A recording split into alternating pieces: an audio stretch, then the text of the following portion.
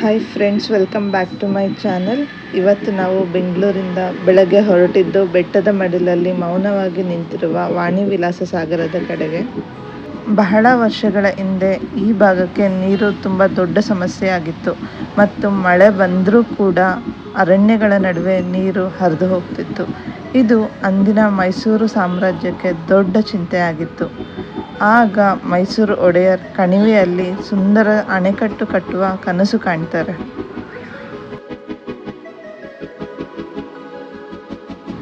ಇಲ್ಲಿ ನೀವು ನೋಡ್ತಿರುವಂತಹ ವಾಣಿವಿಲಾಸ ಸಾಗರ ಅಣೆಕಟ್ಟನ್ನು ಬಿಳಿ ಕಪ್ಪು ಕಲ್ಲುಗಳಿಂದ ರೋಮನ್ ಶೈಲಿಯಲ್ಲಿ ಸಾವಿರಾರು ಕೆಲಸಗಾರರು ಬೆವರು ಹರಿಸಿ ಈ ಅಣೆಕಟ್ಟನ್ನು ನಿರ್ಮಾಣ ಮಾಡ್ತಾರೆ.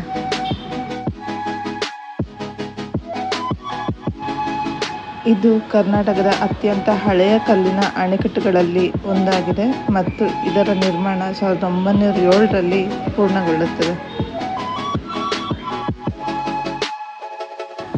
ಅಣೆಕಟ್ಟು ಪೂರ್ಣವಾದಾಗ ಈ ಭಾಗದ ಜನರ ಜೀವನವೇ ಬದಲಾಗಿ ಹೋಗುತ್ತೆ. ಬರದಿಂದ ಬಳಲ್ತಿದ್ದ ಹೊಲಗಳು ಹಸಿರಾಗ್ತವೆ, ಹಳ್ಳಿಗಳಲ್ಲಿ ನೀರು ತುಂಬಿ ಹರಿಯುತ್ತೆ ಮತ್ತು ಮೈಸೂರು ಮಹಾರಾಜರು ತಮ್ಮ ರಾಣಿ ವಾಣಿ ವಿಲಾಸ್ ಅವರ ಗೌರವಕ್ಕೆ ಈ ಅಣೆಕಟ್ಟಿಗೆ ವಾಣಿ ವಿಲಾಸ ಸಾಗರ ಎಂಬ ಹೆಸರು ಇಡ್ತಾರೆ.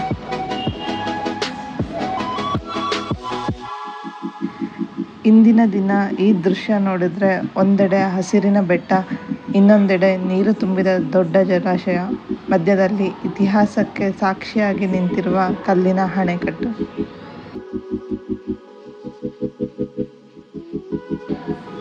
ಕಾಲ ಬದಲಾಗಿರಬಹುದು, ಆದರೆ ವಾಣಿ ವಿಲಾಸ ಸಾಗರ ಅಣೆಕಟ್ಟು ಇಂದು ಕೂಡ 100 ವರ್ಷದ ಕಥೆಯನ್ನು ಮೌನವಾಗಿ ಹೇಳುತ್ತಲೇ ಇದೆ.